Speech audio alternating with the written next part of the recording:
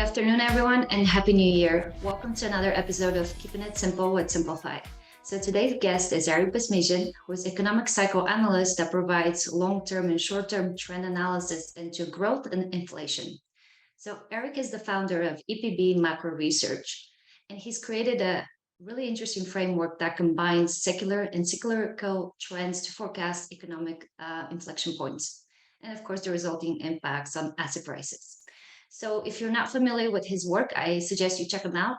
The website is epbmacroresearch.com. And what a great way for us to kick off 23. We get to do another debate on inflation on the fresh CPI print.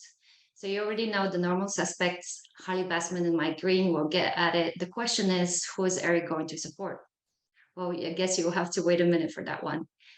The team will be also discussing the most anticipated recession of all time, the effects on Fed policy and market prices. So before we kick off, I want to mention a couple of items. If you have any questions, please use the Q&A button on the screen to submit them. And also, please remember this conversation is for entertaining and informative purposes. It's not investment advice. So with that, we'd like to get started. We'll actually kick it off with the poll real quick. So poll question 1, notwithstanding the negative GDP of Q1 22 and Q2 22, when will the US enter the next recession? So we're already in the recession, September 23, December 23, or 24 or later. We'll give it a second. And the second question is, when will the Fed cut rates? Not stop raising, actually cutting. And there's an option there to put in. So give it a second there.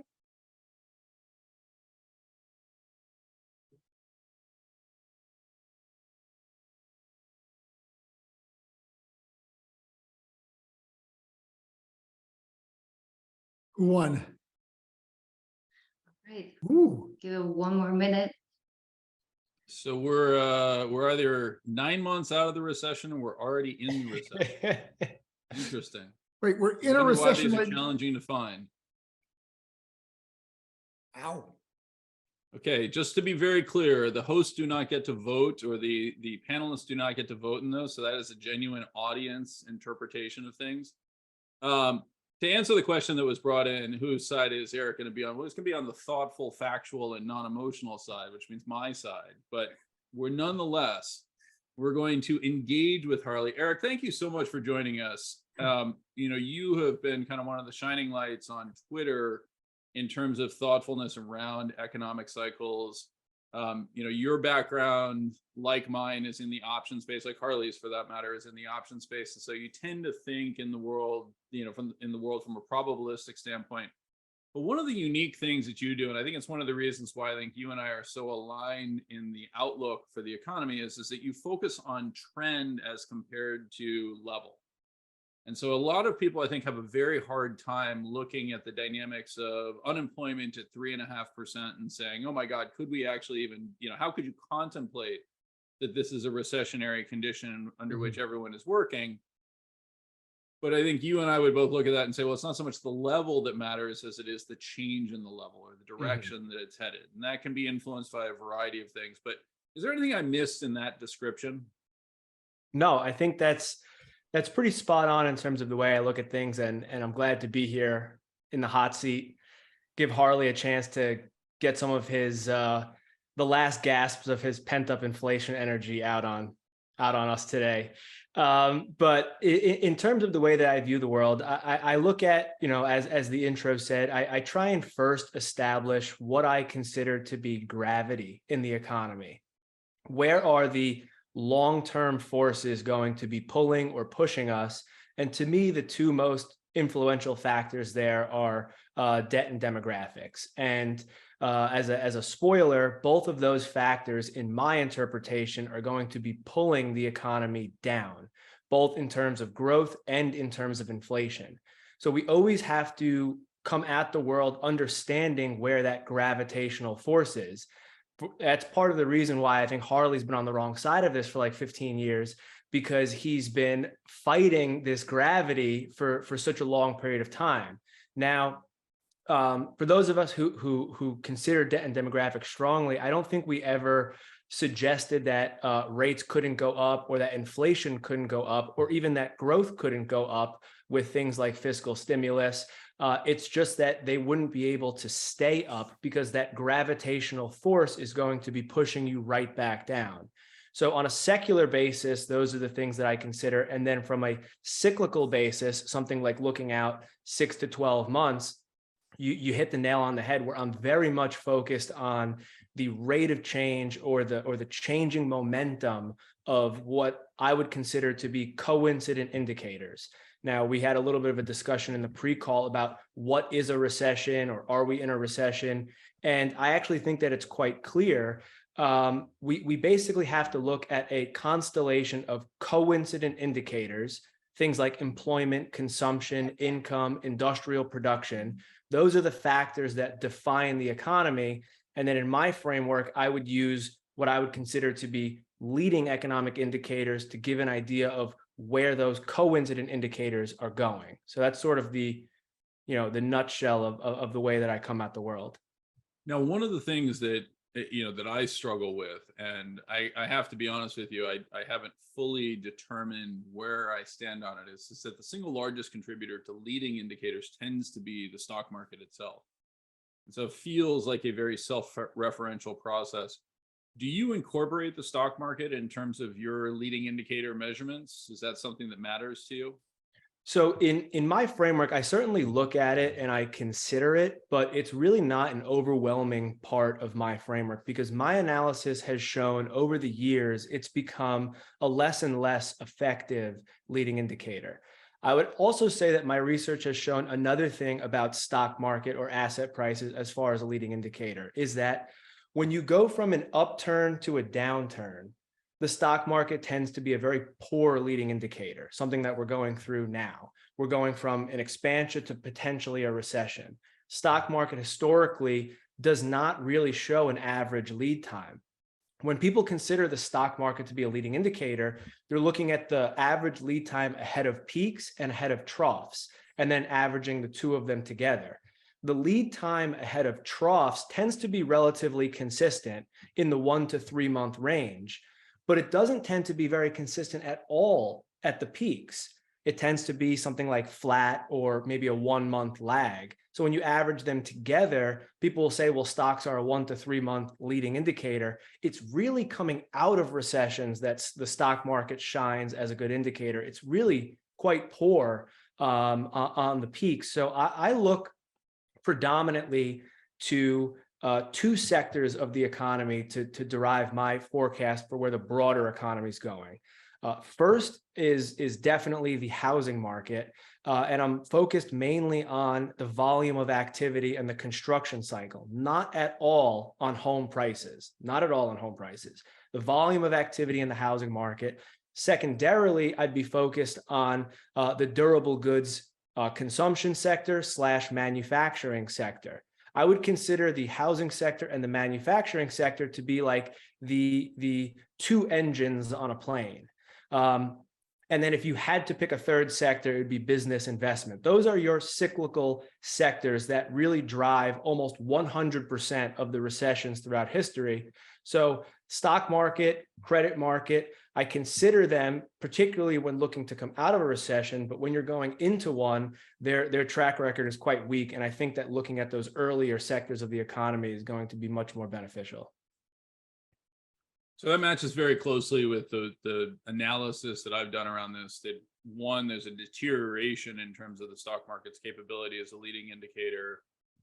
I actually would suggest that it's increasingly to the downside, as you're highlighting, becoming a lagging indicator. Effectively, it's much more closely tied to the employment cycle now than almost anything else. Mm-hmm. But there's a secondary component that, I guess all of us would point to and say, hey, look, you're saying that you think we're in a recession or near a recession, and yet non-farm payrolls continues to show, reasonably high levels of growth in the 200,000 range sort of component. We're not seeing a significant uptick in terms of unemployment claims. How do you reconcile those components? Yeah, so my most recent report actually dug into this pretty specifically. So when you look at unemployment as a broad category, or employment as a broad category, trying to date a recession in real time using the employment market as your proxy is going to fail 50 or 60% of the time. Ahead of the 1974 recession, employment was adding jobs until 7 or 8 months into the recession. Very similarly, in 1982, there aren't too many examples actually of the unemployment rate unrevised rising sharply 4, 5, 6 months ahead of a recession. It's actually much more consistent that once the revisions come in, that the unemployment rate looks like a better indicator. But even still, with the revisions, you're looking at something like 1 to 2 months of lead time ahead of recessionary periods. And this is true of all coincident indicators. This is a really important point that I stressed, is that coincident indicators define recessionary periods. That's your employment, your consumption, your income, and your production. So what everyone's trying to do is they're trying to look at the coincident indicators and say they haven't declined yet, therefore we're not in a recession. But the problem is if you're looking at those indicators and they decline for 3 or 4 months, then the recession is 4 months old already.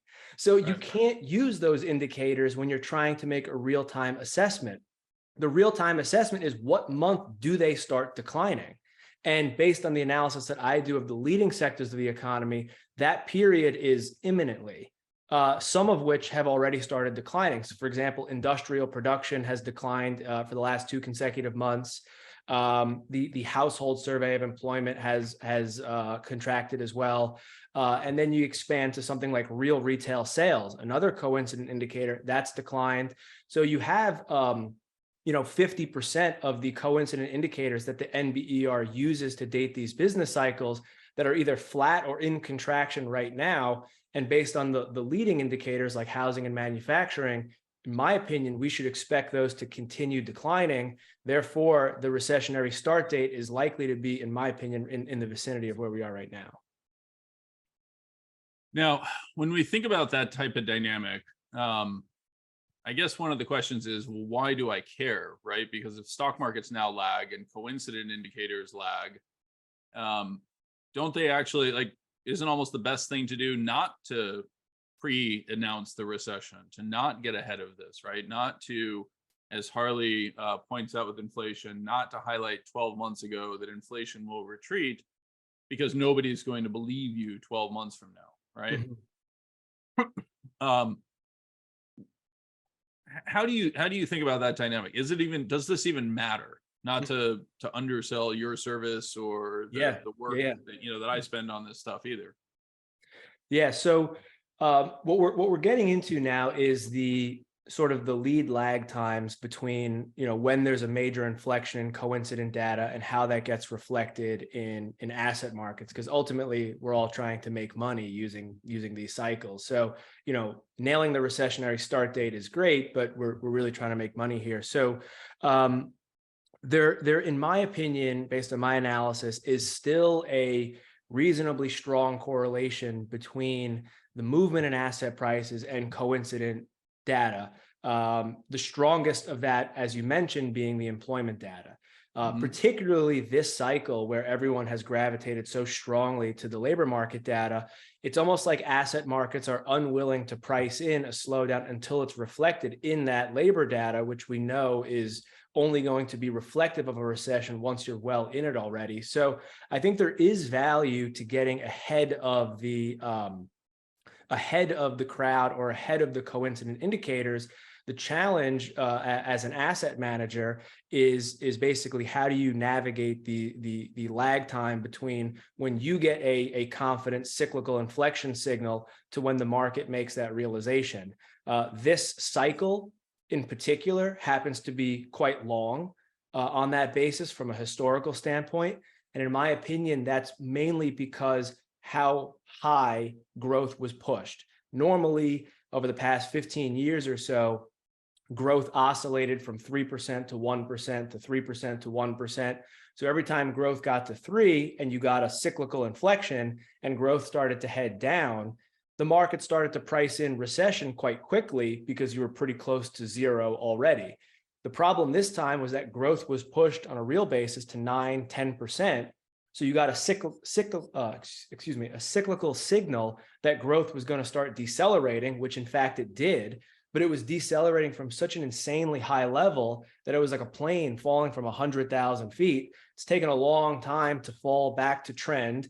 Now we're through trend. Now we're grinding into the 1% range. The next move from here is likely to be the recessionary move. And I would be very surprised if the market doesn't take note of that. Eric, so looking forward, and I think we have some charts here that Mike can go and handle. What are your one or two best leading indicators, and what are they saying right now? Sure. So maybe you can throw up the chart of housing and goods as a percentage of GDP. So basically what this chart shows is it's from a very high level, the percentage of GDP that's coming from housing and durable goods, which in my opinion are the two most cyclical sectors of the economy. I refer to these as the cyclical engine of economic growth.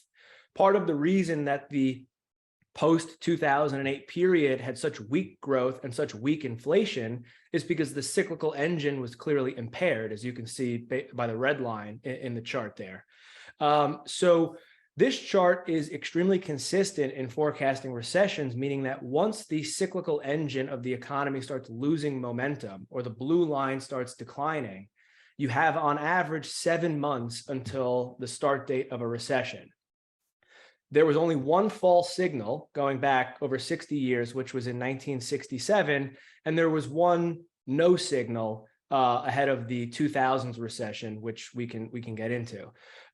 So if we fast forward 7 quarters from the most recent peak, that puts us in Q1 of 2023, which is one of the reasons why I'm targeting this window that we're currently sitting in right now as a potential recessionary window. This data is only updated as of Q3. Once we get the Q4 data, this will drop even lower. So what this tells me is that the cyclical engine of the economy is losing momentum, and it's extremely unlikely that the economy will be able to avoid downward momentum through those coincident indicators while this is going on. Mike, if you can flip maybe to the chart that shows the recession signal, it's a chart that shows ISM and building permits. Harley, this will probably be, this will summarize the point here is, as I mentioned, the housing sector, the volume of activity, and hold on 1 second. I just want to make sure that I have the right. Let's see. This is why you put numbers on charts. Yeah, no worries. Let's see. It's coincident indicator. No, Keep going. those were my charts. I didn't include it into the package. I apologize. No worries. Most important chart you missed? Yeah, no, it's okay. I should have emphasized it. So basically, Harley, what the chart shows is it gives you a signal every time ISM new orders in the manufacturing. So ISM manufacturing new orders is below 47 and building permits is below negative 20%, right? So ISM new orders would be our proxy on manufacturing health, and building permits would be our proxy on the housing market health. The economy has never avoided a recession other than that 1967 false signal when both of those conditions were true at the same time. When both of those conditions were true, ISM new orders below 47 and building permits less than negative 20, the economy was in a NBER defined recession already. Currently, ISM new orders are 45. So we've lost the manufacturing sector. We've lost one engine of the plane. Building permits growth is negative 35%. So we've lost the housing sector. We've lost the second engine of the plane. So without those two engines, housing and manufacturing, the economy's momentum is undoubtedly going to continue slowing. And if you go maybe to my coincident indicator chart, Mike, with coincident growth trending at about 1%, there's not much more to go in terms of a loss of momentum before you cross the zero level and officially go into recession. Can I make money if I know this? And I'll tell you why I ask. So, I have a mortgage background, and I'll tell you that every mortgage guy on the planet knew we were in a bubble in 04 and 05.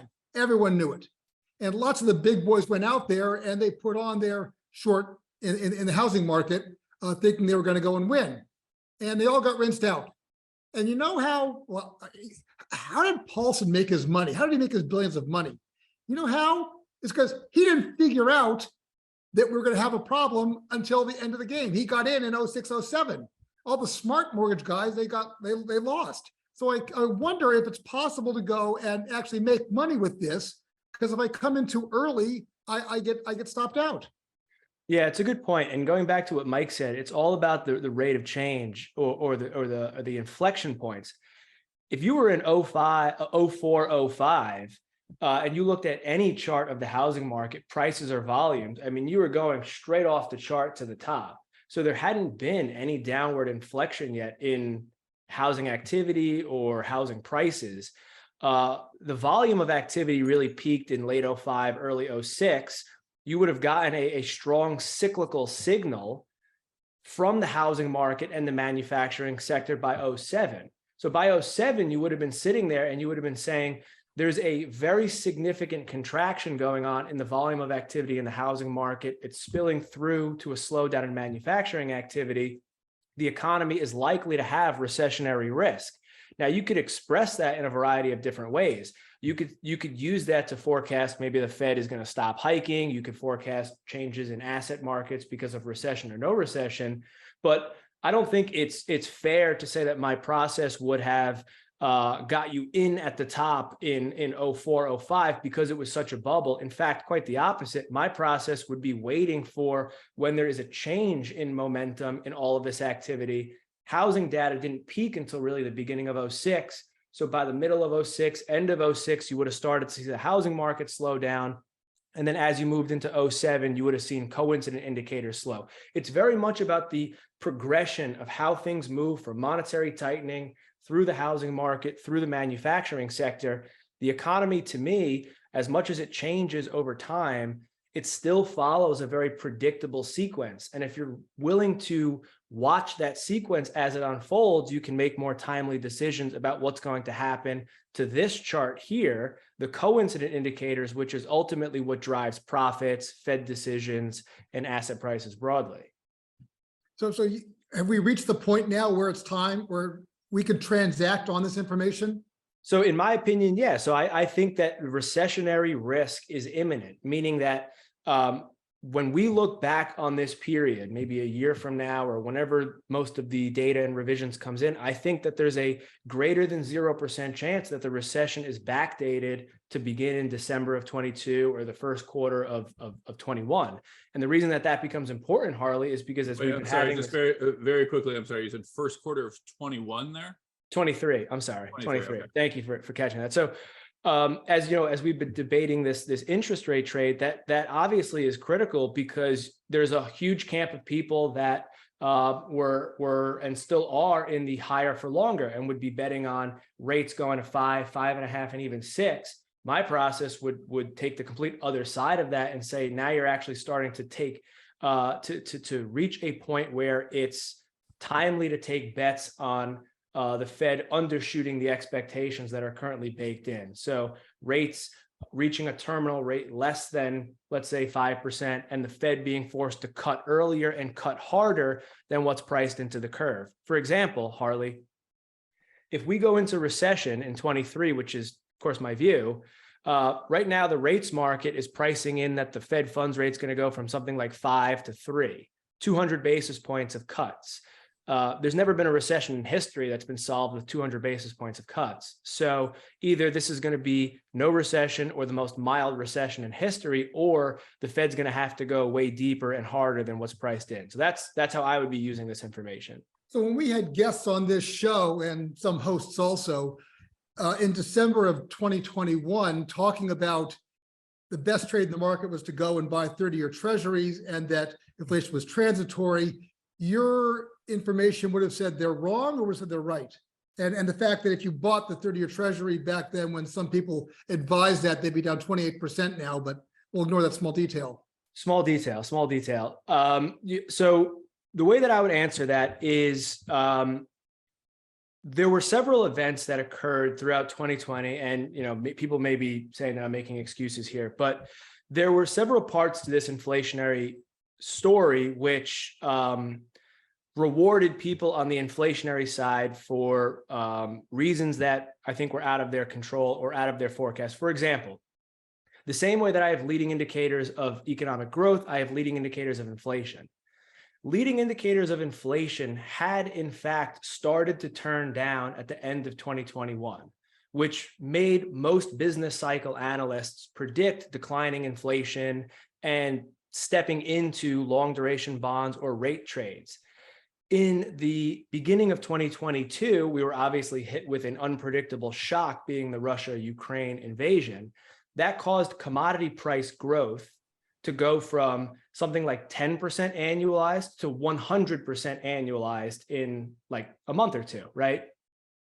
That whole shock Russia-Ukraine event has now completely normalized, but it took 6 or 8 months. So the mistake from my perspective was not respecting a wartime shock, which historically has been inflationary, but it certainly was not a cyclical event. And it was not really tied to the inflation that we were experiencing as a result of coming out of COVID. It was an amplification of supply chain problems that has now been normalized, but effectively all it did in hindsight, in my view, was prolong the inflationary bout that we had for about 6 to 8 months and cause the Fed to way overreact, bringing terminal rates close to 5%.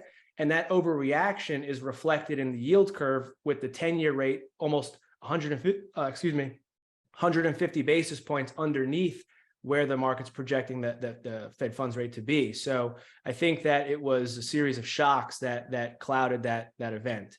So I want to get to demographics, but one more question. Your models right now, where are they seeing, let's call it terminal inflation in December of this year? Yeah. And what do you think, when does the Fed actually cut? Not hold, they actually cut, which is a hard question to ask because that's actually not in your model. So we can just stick with what is terminal inflation? Right. And that kind of loops back into the first question, which was there was a difficulty in forecasting the inflationary shock that occurred from the Russia-Ukraine war. And then there was a second difficulty of forecasting what the Fed was going to do about that. And that's where most of the price declines for like treasury investors came from, was not necessarily the secondary inflationary spike from the war, but from that second panicky move from the Fed bringing rates from 3 to 5, which in hindsight, I believe is going to prove to be unnecessary and a second mistake. As far as where terminal inflation is, my models don't spit out point estimates. So I don't have econometric models. I don't spit out growth or GDP estimates or inflation estimates. What I do is I study a leading indicator process. So it's always a rolling update of where growth and inflation are heading. I saw that inflation was heading down, and I was telling clients that I believe that headline inflation could be 2% or below by the summer. On a 3-month annualized basis, we're down at 1.8% now. On a 6-month basis, we're down at 4.5%. So we're coming down in that direction. What I'm seeing now, as far as my forward indicators, are that this downward momentum in inflation is not going to stop. It's going to keep going. So my rolling forecast would be for the next 3 to 4 months, inflationary pressure is going to continue to come down. And I would be looking at that sequence continuously to basically revise when I see inflation bottoming and turning up. And at the moment, I don't see any evidence of that. Therefore, I think that the Fed is going to normalize inflation to their target sooner than what most people believe, because that earlier part of that inflationary process is very deeply negative right now. Okay, turning to demographics, where we're all on the same page, I can assure you of that. I was writing about demographics a decade ago, and one of the charts that I've used, which it's not on the. Oh, Mike, I just saw the chart. I just saw the chart that we missed. Which one? There it is. There it is. That one? No, there, right there, Recession. that one. Okay. So Harley, just for context for the viewers who may be watching this back, this chart shows a signal every time ISM new orders is below 47 is a +1. Every time building permits growth is a +1. So whenever you have a +2, that's when both of those things are happening simultaneously. Tends to be a very consistent indicator of recession. We have a signal now. There hasn't been a time that this signal has been triggered other than 67 where the economy wasn't already in a recession. So that was my most important chart, which has now been presented. So Harley, sorry, I just wanted to give everyone a chance to look at that. That's good. Hopefully we'll get some replays on this. So Mike and I both agree that much of the inflation in the 70s and 80s was this pig in the python, boomers coming through the system, labor force growth expanding, and everyone getting married and buying baby carriages and everything else. And then the downtrade was the boomers being more productive and la-di-da. I mean, Gerard Minnick, produced a ticket 10 years ago that indicated there should be an inflection point somewhere around 2022, 23, 24, as the labor force growth rate ticks up, as the millennials come into the workforce and the boomers kind of, slowly die off. And that would lead to 10-year rates going up. That's Mike, one of our old charts from prior. Yeah, so just very quickly on that, Harley, I just want to be very clear. That's actually not what Gerard Minnick's analysis showed. It showed that the baby boomers exiting the labor force slows. The millennials have been in forever. They're done. The marginal millennial, the modal millennial was born in 1991. They've been in the market now. They've been in the labor market for nearly 10 years. I would argue they get married later and have kids later, so their demand is later, but whatever. Their relative lack of intelligence has nothing to do with this situation. I would also say, Harley, maybe Mike, you could flip to that public and private debt chart. When the baby boomers had their coming of age moment, public and private debt was in the 150% range. And if you break this down into like consumer credit or household or student loans or credit card loans, there was virtually nothing to speak of when those boomers were coming into the market. So they were coming in record numbers and they had clean balance sheets. The reason that the household formation has been delayed and why this demand that you've been waiting on forever is not going to happen is, one, because it's not that strong in terms of growth rate. And two, is all the millennials are saddled with all of the consumer credit. Consumer credit is 25% of total income, which is a record. So household balance sheets are not clean. And almost all of that, consumer credit being auto loans, student loans, and credit card loans, almost all of that's concentrated in the millennial cohort. So I don't know how you're going to have this miraculous pickup in demand from a generation that's incredibly saddled with the most onerous type of debt, which is consumer credit. Reasons aside, the chart did show something, a red line going down and rates going down, and then a red line going up and rates going up around 2023. So this is so very quickly, Harley, like and I've actually incorporated this. I mean, part of the reason for the behavior that we're talking about, there's a spending by age component and there's a cyclical spending by age.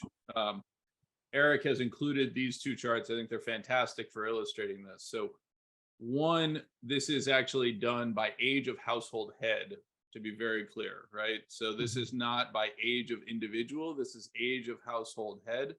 It reflects the fact that when you're 45 to 54, as unfortunately I know extremely well, you're paying for colleges, you're doing all sorts of things that you otherwise would not necessarily be doing if you were in your right mind. The desire to get your children out of the house is enough to compel you to spend almost anything.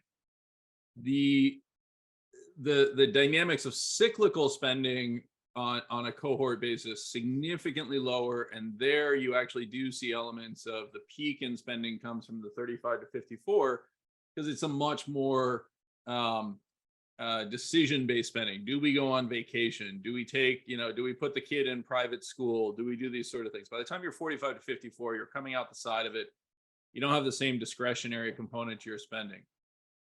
What you're highlighting is the dynamic of the declining 25 to 64 population shows a bump, right? And that in turn creates dynamics around the aggregated spending by age cohort does indeed bounce. right? But it's nowhere near, it's not even remotely close to what we saw in 1990, much less the type of dynamic that we saw in the 1970s. Well, that's fine. We'll take rates from 2 to 4 as opposed from 2 to 20. So Eric, in a nutshell, I think inflation doesn't go below 4 long-term, because I think that you're going to have some activity by millennials, but also the boomers are retiring because they made so much money in the stock market, they're going to retire early. What's your story on the demographics? I expect you have charts here. You think demographics are going to do what? So I'll give you your chance here to give us your story. Okay, so Mike, if you could put up the growth of the population chart. So this to me is if you want to have one demographic chart, this would be the most important chart, which is the annual growth rate in the 25 to 64-year-old cohort. The year-to-year changes don't matter that much because it's a slow moving force.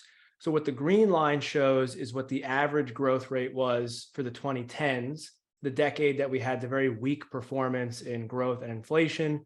The red bar is 2020 through 2030, and then the yellow bar is the average from 2030 to 2040. What you'll notice is that the two bars in the decades that are ahead of us are both lower than they were in 2010. So while you do have a bump from 2030 to 2040, you still have to get through the next 8 to 10 years. And even still, that bump that you're going to experience is less than what we experienced from 2010 through 2020, which was very weak. So now if you can go to the spending chart. So what this means is that the growth rate of the population that's moving up the sine curve of consumption, particularly this housing and goods consumption, is declining. And the growth rate of the population that's moving down the backside of this consumption curve is increasing.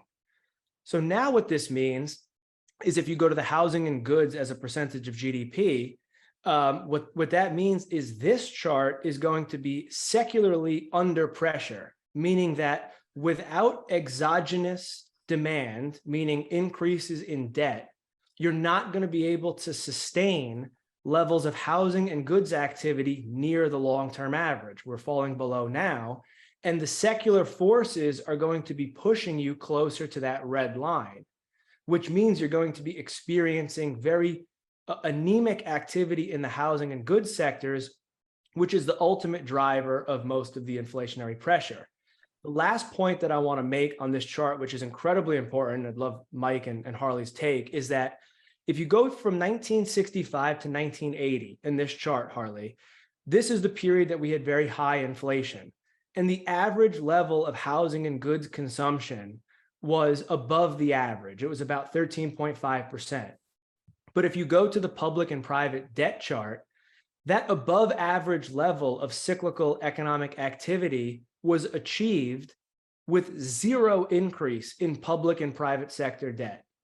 Almost zero increase in public and private sector debt. So what that means is that the economy was achieving above average levels of cyclical growth for 15 years based purely on organic demand. After 1990, we decided to try and stimulate these sectors of the economy because this is where all the growth comes from, but we had to use insane levels of debt. We tried on the household sector in the lead up to the 2000 crisis. Now we're trying on the government sector. All we're trying to do is use debt to artificially stimulate these two sectors of the economy because the demographics will be pushing you, the gravitational force will be pushing you back to the red line if you don't stimulate with more debt. And it's almost impossible for your 4% inflation to come true if this line is going to be pushing closer to the red. And that, in my opinion, is the demographic destiny unless we choose to continue accelerating debt higher and higher. If immigration, can immigration impact this positively or negatively? It could, but it won't given our current structure. Well, just very, very quickly, I just want to be clear. Harley, when you say immigration impact it positively or negatively, what do you mean? Would it drive up housing and goods as a percentage of GDP? I mean, I've made the point that we've had massive decline in immigration, legal or otherwise, for the last, 7 years. And since at the end of the day, the economy is number of workers, hours worked, productivity. If we decrease the number of workers, you get a result. If you increase workers, you get a result. I think the US has avoided the Japan-Europe problem because we have had immigration, so we've had a growing labor force, legal or otherwise. And I'm wondering if as you think about this, if our immigration policies, one way or the other, can change what you predicted. I mean, it could, but if you go back to the population chart, population growth rate chart, these do include medium variant estimates of immigration. So you'd have to have a change in immigration policy that's a really an order of magnitude different than what we're doing now. And even still, you're only going to get maybe to 0.5% or 0.6, 0.7% annual growth. It'd be better than what it was. But then it's also a zero-sum game. Who are you stealing that population from? And then on a global basis, from Europe, China, Japan, and the United States, these are really the economic engines of the world. Those four regions make up 75% of global consumption. So it's an insurmountable hole for those four economies of the world to avoid deteriorating population. I mean, there's just going to be outright less people in those four regions of the world. So I don't think immigration is a solution here. I mean, it's potentially a solution if it's thought out well and executed, but it would have to be a radical change in what we're doing. And I don't think that really anybody's forecasting that right now. I mean, you see where I'm coming from is I'm not looking, I mean, I'll submit that Mike and you were right about the demand side with millennials and everything else, but I'm looking at the labor supply side. And if I have boomers retiring early and just retiring because we're getting old, right, as well as a lack of immigration, so this low-cost labor source coming in, that's going to underpin wage growth. And that by itself, I mean, I work in, I'm on the board of our co-op in New York City, and I can tell you that it's a union labor, and they ain't taking 1.5% wage gains. I can promise you that. So that alone almost guarantees we're going to have inflation of some number, aren't we? Yeah, so I can address that. So a lot of people use this argument, this labor supply argument. You're going to have less people, therefore it's going to drive up wages, therefore inflation. My issue with that is you're using one part of the aggregate supply curve and trying to extrapolate that to the entire inflation picture, which is more complicated than just labor. Labor is just one input into the aggregate supply equation. And I would concede to you that there could be upward pressure on wages to the extent that you have a radical drop off in labor supply. But that's not the whole inflation story. And most of the inflation in the economy comes from the housing and goods sectors. Why is that? Because let's take an extreme example, Harley. We're going to have depopulation, meaning less people in the major regions of the world, China, Japan, Europe, and the United States. If you have 100 houses and 100 people, you have some sort of equilibrium. Now, if you have an economy that's based on building, construction, which most of the major economies are, now you're going to have 105 houses, but the next year you're going to have 95 people. Right? So you're going to have a supply demand imbalance that comes through the goods sector. The other part of the problem, Harley, is that what we're talking about, Mike and I, is that the volume of goods, the actual unit number of goods moving through the economy has to fall. And I think that you've conceded that point. So if the volume of goods or the number of units moving through the economy falls, you're going to expose excess capacity all throughout that housing and goods supply chain. Factory capacity, the amount of trucks that you have, the amount of warehouses that you have, all of the excess capacity that's being exposed will be exposed on the housing and goods supply chain.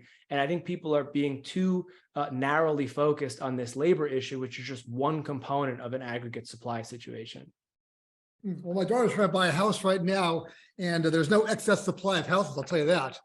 But that's actually exactly the point, Harley, is that we've actually created conditions under which the homes that should have been built and made available to her are not being built and made available to her. We've locked people into their homes. This is why I've been so horrified by Fed policy. Right? And on the home price comment, Harley, I accept the shot. But what I would say is that home prices, as I made a point to mention, are a lagging indicator. right? So home prices are definitely coming down. We know that as an empirical fact. And I wonder what price you'd get if you had to sell your house this week. We agree completely. I mean, I've said publicly, I mean, housing should be down 30% to reflect the increase in rates. So we agree. Housing also, like, Okay, But roads that's, are a but cartoon. not what's, but Harley, that's actually untrue, right? Because the supply of homes that are being put on the market are radically lower, right? Prices are a function of the intersection of supply and demand. People are not supplying houses to the market. What do you And the think? is buyers going can't to afford to happen? buy them. That is my ability to afford a house has nothing to do with my willingness to sell it. Yeah, I agree. Okay, so- so why? So really, the key issue is, and I see this in Marin, where there is literally not another 5-bedroom plus 1 acre home available for sale in the market. Well, when you put yours up Doesn't for sale, exist. then you'll be happy.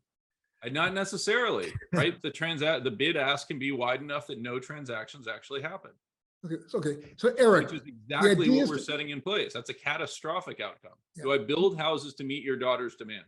I have Not no in idea, because Mike Green could show up with supply at the worst possible moment now.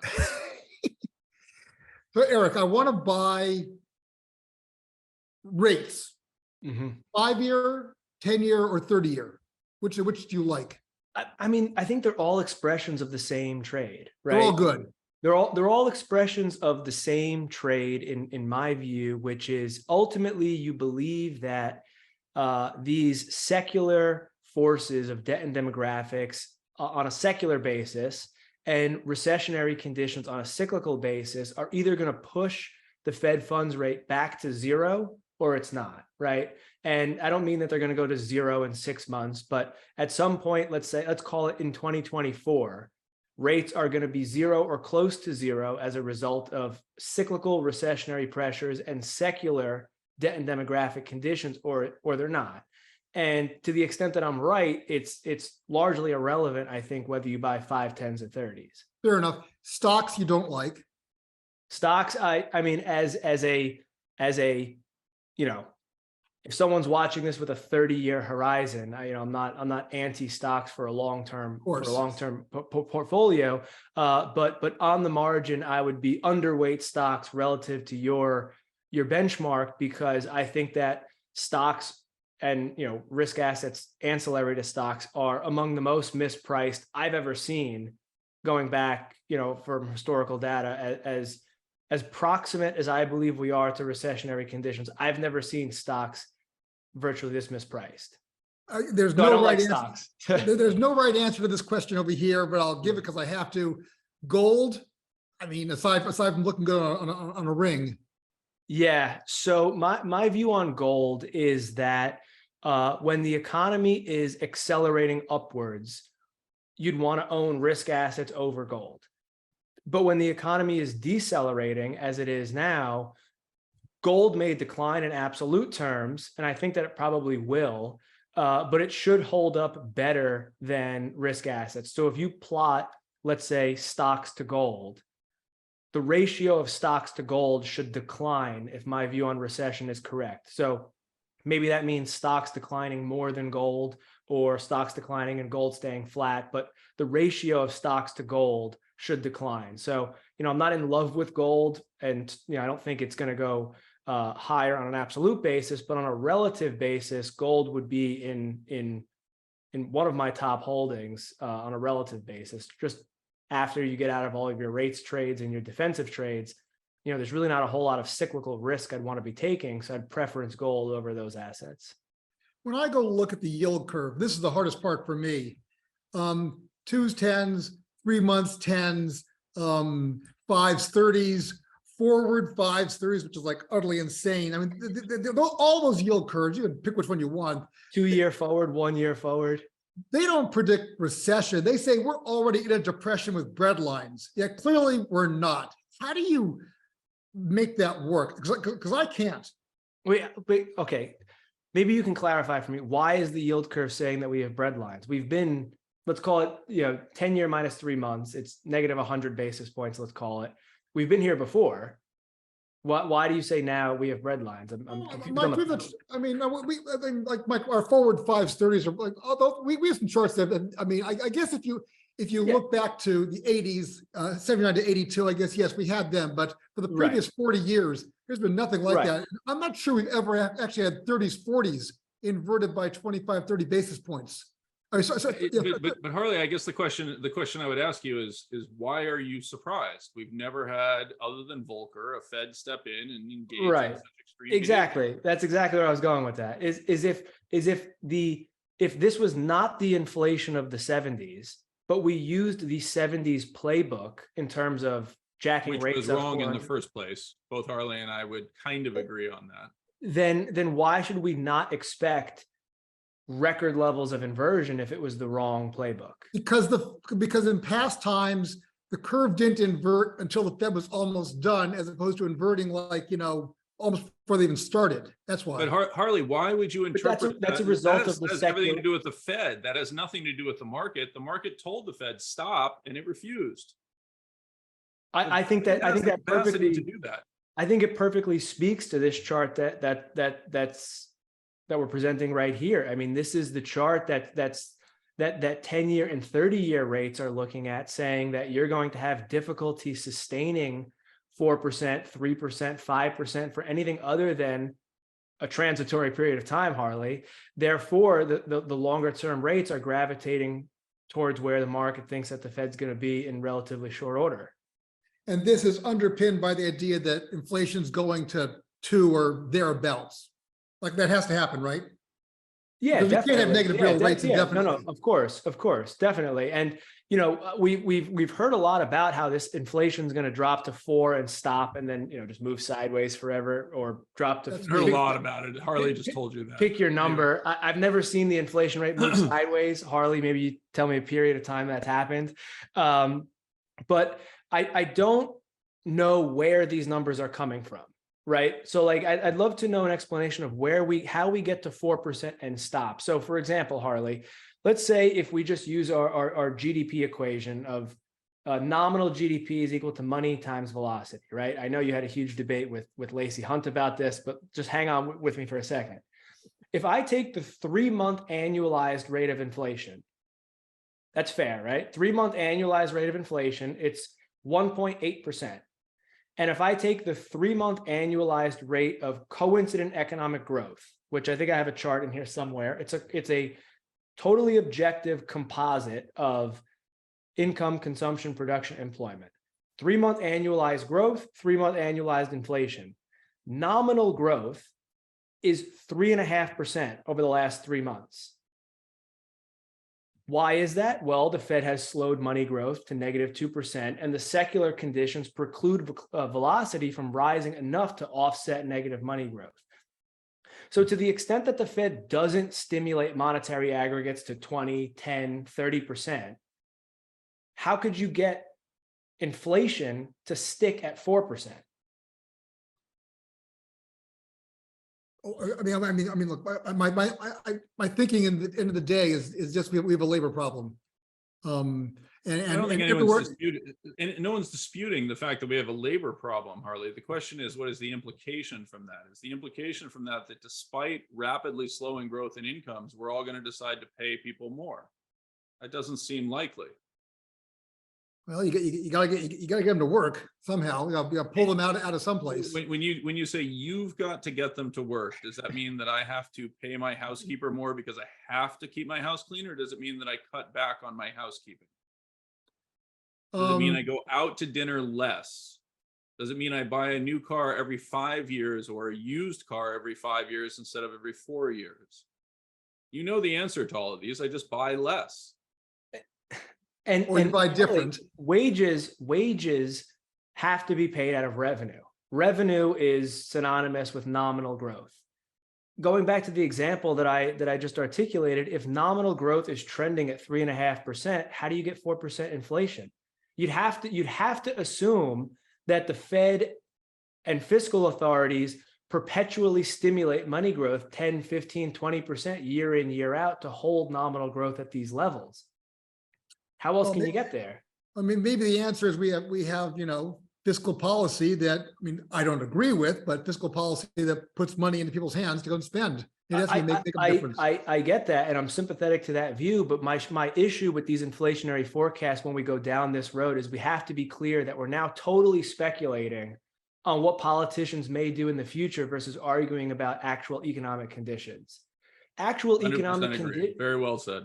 Actual economic conditions currently with money growth negative, and let's say the Fed, let's say they don't hike rates at all, right? Let's say they don't hike rates at all until the summer, but they're still doing QT. You're not going to get money growth back to 3, 4, 5%, let alone 10, 20.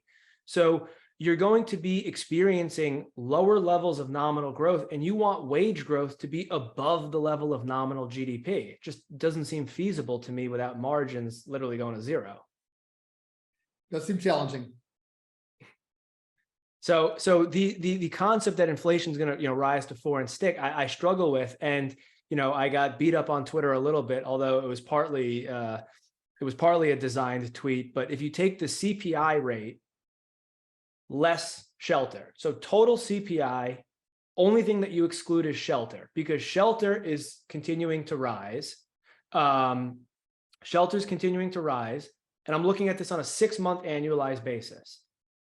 Shelter rose in today's report, but CPI X shelter fell.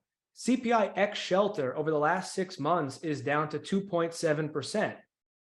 So we've almost normalized completely over the last 6 months. CPI X shelter, we know the problems with the shelter component on a real-time and lagging basis. So we kind of blew right through that 4% level. Now the argument, I suspect, is going to shift towards, well, we're going to resurge back towards 4% as opposed to it being a floor that we couldn't go below because we pretty much pierced it already. I see a question up here about the Bank of Japan. Mike, I'm surprised you didn't flag that.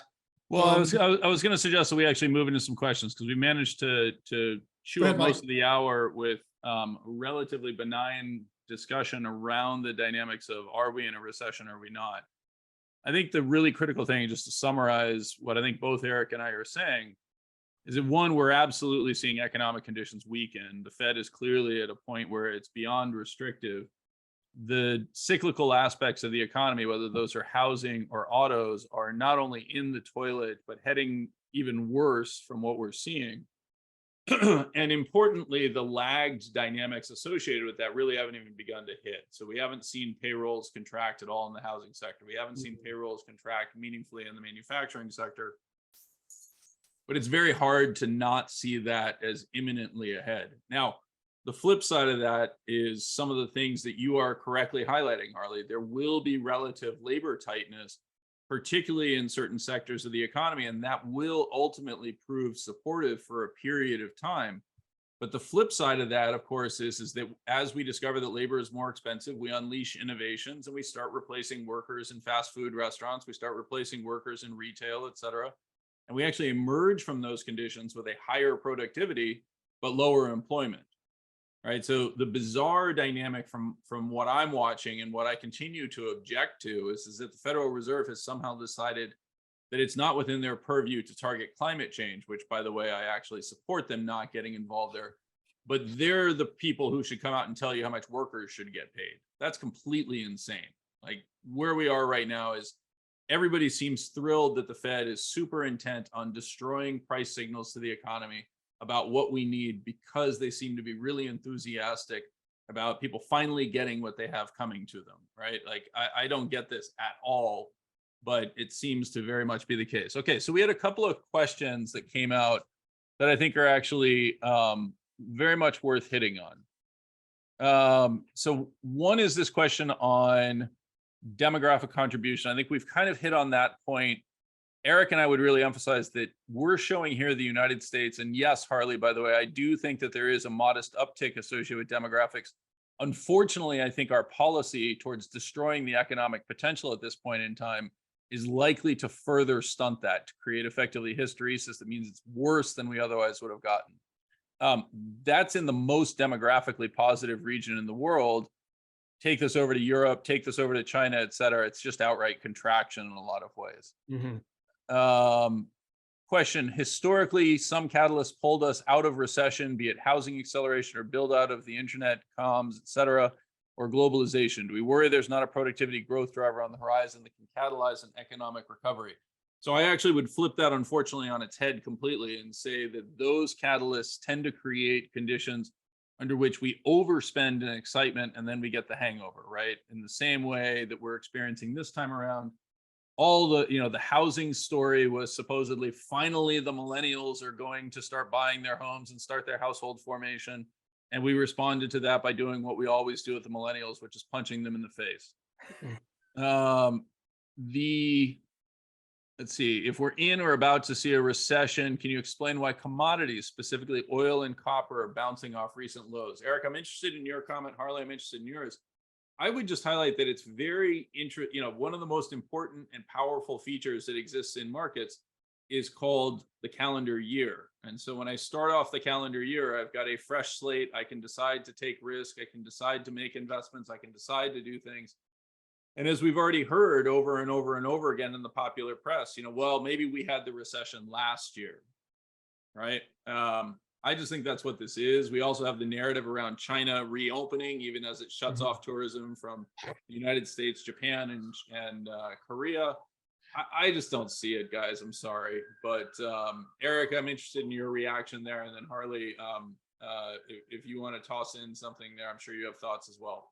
Yeah. So on the copper China reopening story, I agree with you, Mike, that I think it's mostly narrative. I don't see a whole lot of data to support what the narrative is. But as far as copper, there's no doubt copper's had a pretty significant rally. When trying to express growth, I think it's important to look at copper relative to gold. And when you look at it on that basis, the rally has been much more muted. It's definitely been there. There's no doubt that there's been some strength in copper relative to gold.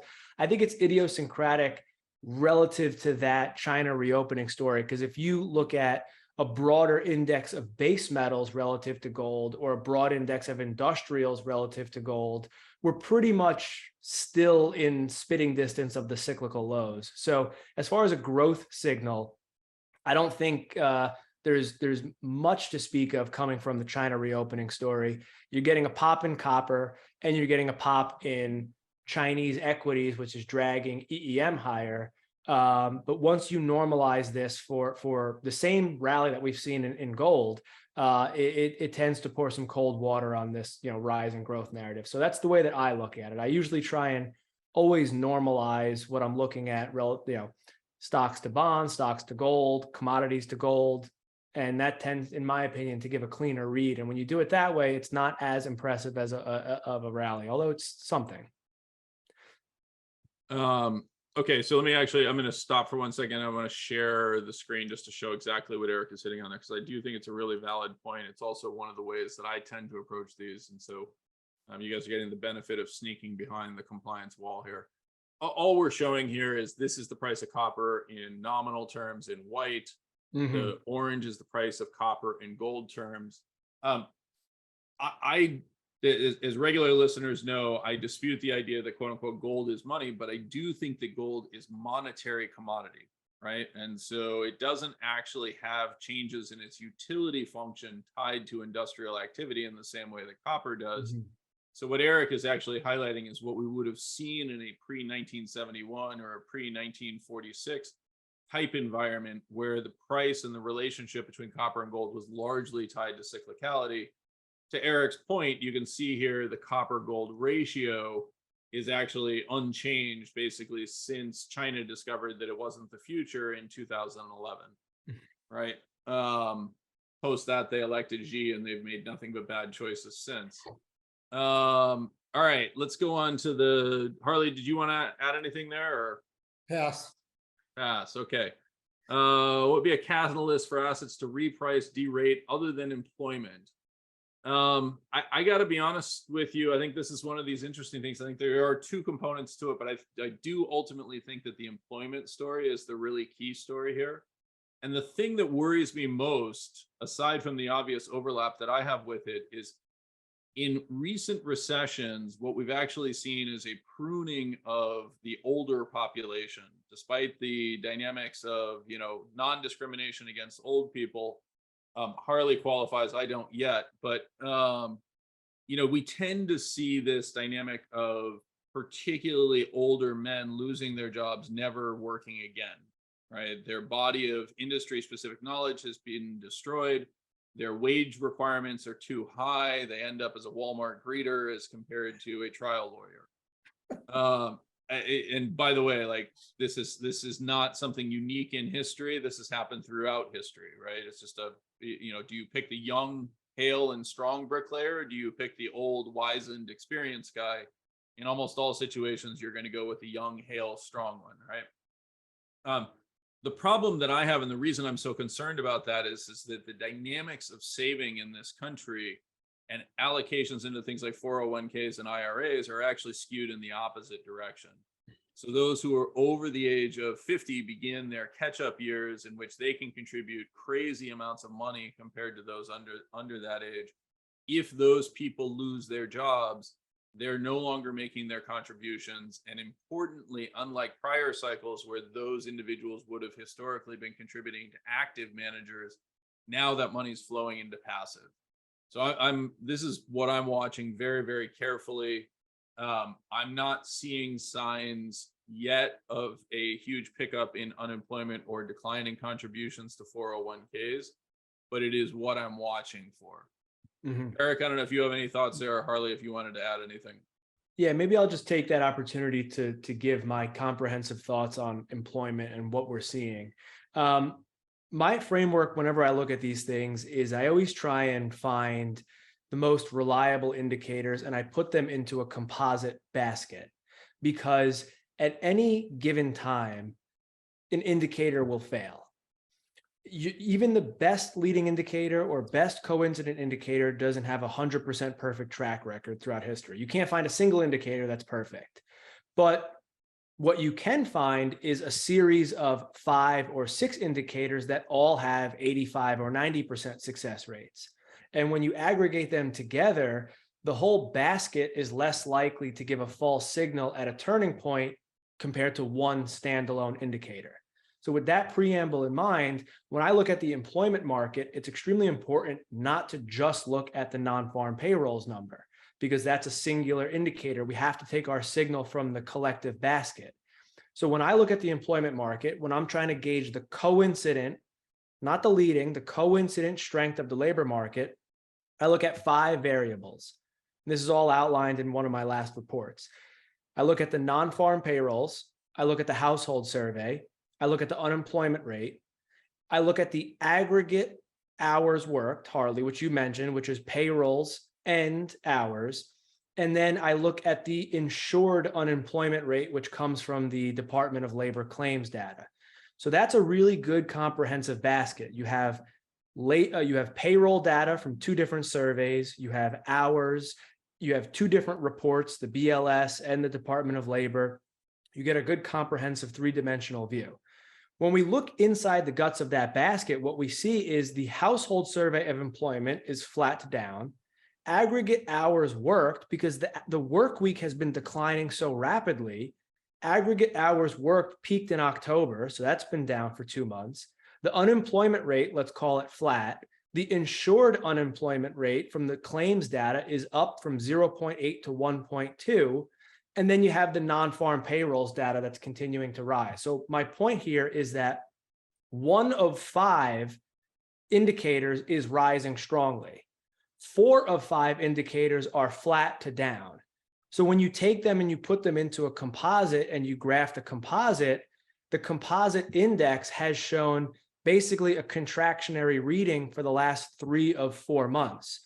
So that was a really long-winded answer, but my point here is that the labor market, in my opinion, is much weaker than what the singular non-farm payrolls reading is suggesting.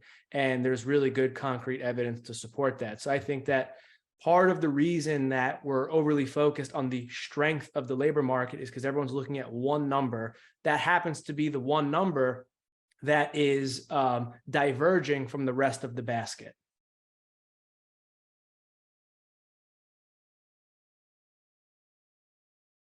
Harley, do you want to add anything there? Good, man. Okay, I'm not getting a Bobby, lot we're out of gonna you keep today, going for a Harley. few minutes longer. We're not gonna cut off quite yet here. Hold on. Oh, we're getting the hook. All right, Chris Burry. Harley, you were right. Mike was wrong. Chris Burry, you're wrong. As a follower of Eric, I'm aware that he's an advocate of tactically allocating all-weather portfolio. Based on his current forecast, it's obvious increasing bonds. What about gold? That was in there. On the bonds, just very quickly, Eric, I'm interested in your response to this, but my biggest concern with the long end of the curve is one, I think the Fed has actually introduced volatility unnecessarily into the system. I think that's going to create problems. And they've also called into question the Fed put. And as a result, you've destroyed a segment of buyers for duration. I do think it'll work, quote unquote, but I'm very concerned about it. That's part of the reason why in the portfolios or strategies that I manage, I've adopted a steepener at the back end as compared to an outright long. The front end seems much more interesting. Harley, do you have any thoughts there? I know you have to. I would just plug the trade we've been doing where you use two of our ETFs to go strategies to go and institute a curve trade. It's a rather clever formation. Call us up and we'll give it to you. I think that is a great suggestion, and it's one that I encourage people to think about. Let's see what else we got. Comment on BOJ. We already did that. Housing prices having to decline for affordability, higher mortgage rates. Same for stocks. All right, that's more of a comment. Margin time series data, margin compression. Okay, so this is actually a really important point. This is one that you guys have heard me hopefully talk about in the past. Historically, inflationary periods that are truly demand stressed actually should see falling margins. Why? Because your customer is incapable of bearing the increase in price. Your incentive is to try to keep your customer buying. Therefore, you're going to raise prices less than your cost. That's what we've seen in prior inflationary episodes. One of my complaints this time around is we didn't see that at all. We saw record levels of profitability, and there's actually compelling evidence that says, and I hate to invoke the Biden administration's aspects of greed, but this is unfortunately a reality. Since the 1980s, we've completely failed to enforce FTC or not FTC, antitrust dynamics. We're seeing extreme evidence of pricing power in the corporate sector. So this is one of the areas that I'm actually very concerned about. I think it's part of the reason we have such terrible policy. Hopefully it changes. Emerging market equities as an investment. I think there was some allusion to that. I think one of the things that I've talked a little bit about in some of my recent discussions around emerging market equities, and I think it's definitely something that people should take advantage of or look at, is they are at a very different stage in terms of passive penetration than we are. They're actually at the beneficial stage. And so crazily enough, if I look at narrower indices in the S&P 500, for example, the KOSPI, the KOSPI 2, the Sensex in India, et cetera, they actually are now lower realized volatility than the S&P 500. That should blow people's minds, right? And it's actually an indication of some of the challenges that we face. I can't possibly know how the rest of the world is going to react if the US goes into a bad recession. It's one of the reasons that I'm somewhat skeptical of moving aggressively into EM on a short-term basis. But longer term, it's an area of key focus for me. Eric, you're nodding your head. I'm interested if you have. Yeah, no, I was nodding because, the point that you made about the Fed introducing volatility into the system, I think was a really good point that I wanted to just expand on. When they did what they did to combat the pandemic, we could all argue whether it was good or bad, or they were under the gun and et cetera. They made maybe some right calls, maybe a lot of mistakes along the way, but they clearly orchestrated, with the benefit of hindsight, a boom that was way too big, right? The size of the bazooka that they used was way too big in hindsight. And I think that the Fed, the fiscal authorities, and everybody else would agree. The problem, though, is that what that introduced, as you said, was the Fed that panicked and contracted the balance sheet and raised rates to basically 5% in 1 year. That, in my view, is likely to cause a rather catastrophic situation in the other direction, which will then require a potentially equal or variable size response to combat that downturn. And we basically wandered into this world where achieving stability through monetary policy is going to be increasingly difficult as we swing this pendulum further and further to both sides, creating bigger booms, trying to solve those booms by manufacturing massive busts, trying to get out of those massive busts by reorchestrating booms. And it's going to take a period of, it's going to take a rather long period of stagnation to get back to some level of stability, but rather than, you know, moving this pendulum back and forth, back and forth. So that is certainly a concern of mine, in that I do believe that the Fed is orchestrating a downturn that's likely to be of larger magnitude than most people are willing to believe. But that brings in the risk of what they do at that point, and that risk is greater than ever now. Yeah, I'm very much in line with Eric. I would actually just share one more quick chart that kind of hits on exactly the point that Eric is making around employment, et cetera. This is looking at the months with full employment below peak. It's kind of poorly appreciated that even as employment has grown, full-time employment has shrunk. We've actually seen a fall in the number of full-time workers. We're not yet at the level at which you could say, you know, drop dead again, never had it without a recession, but we're darn close, right?